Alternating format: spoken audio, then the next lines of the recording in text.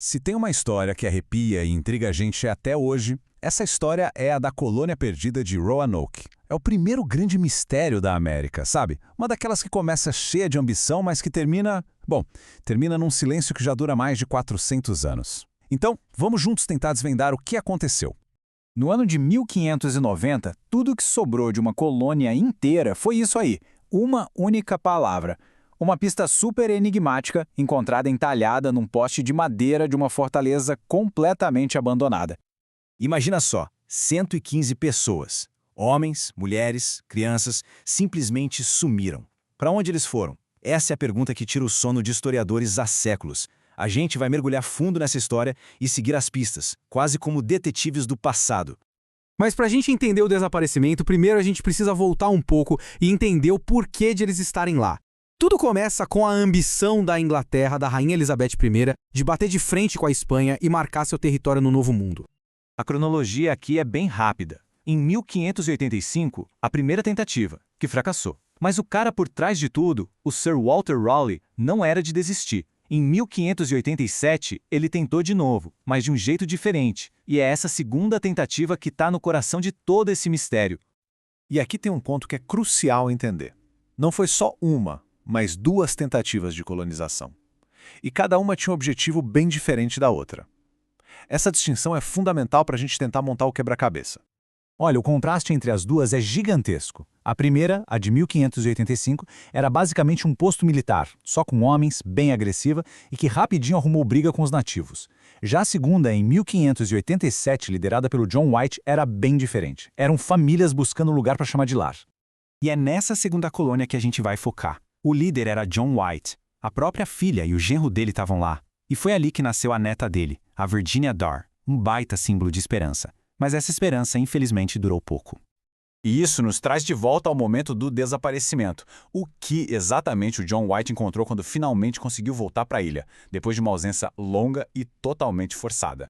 Tenta imaginar o cenário. White vai para a Inglaterra buscar suprimentos, numa viagem que era para ser rápida, mas aí explode a guerra com a Espanha. E ele fica preso lá por 3 longos anos.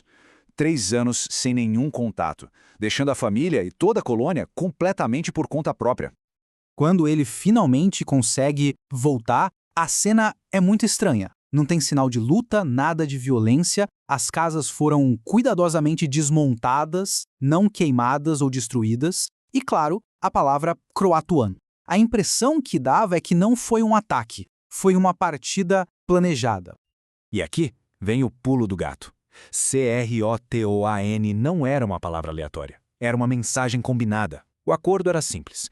Se precisassem sair, eles entalhariam o nome do novo destino. E se tivessem sido forçados a sair, em perigo, eles adicionariam o desenho de uma cruz. Não tinha cruz nenhuma, ou seja, a partida foi pacífica. E Croatoan era uma ilha ali perto, onde viviam nativos amigos. Com essas pistas todas na mão, o que os historiadores acham que aconteceu? Agora a gente vai analisar as possibilidades, dar uma olhada nas teorias mais fortes que surgiram com o tempo. A grande questão é, se eles deixaram uma mensagem clara, por que nunca mais ninguém os encontrou? Acontece que tempestades impediram White de chegar até Croatoan para checar. E depois disso, silêncio absoluto.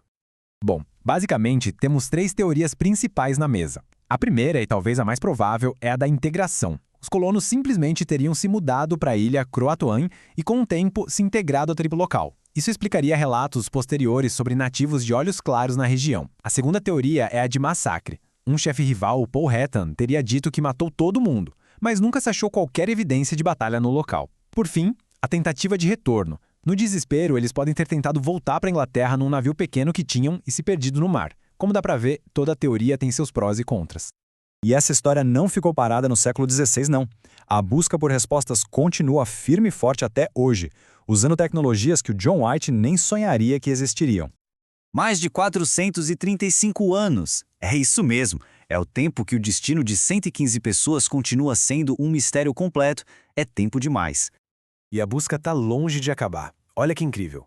Recentemente, analisando um dos mapas originais do John White, encontraram um símbolo de um forte que estava escondido, meio apagado.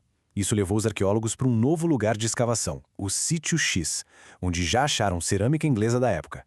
A caça às pistas está mais quente do que nunca. No fim das contas, o que resta é isso: uma mensagem enigmática, um povo inteiro que sumiu do mapa e um dos mistérios mais fascinantes da história. A pergunta que fica no ar é: será que um dia a gente vai ter a resposta definitiva ou o silêncio de Roanoke vai durar para sempre?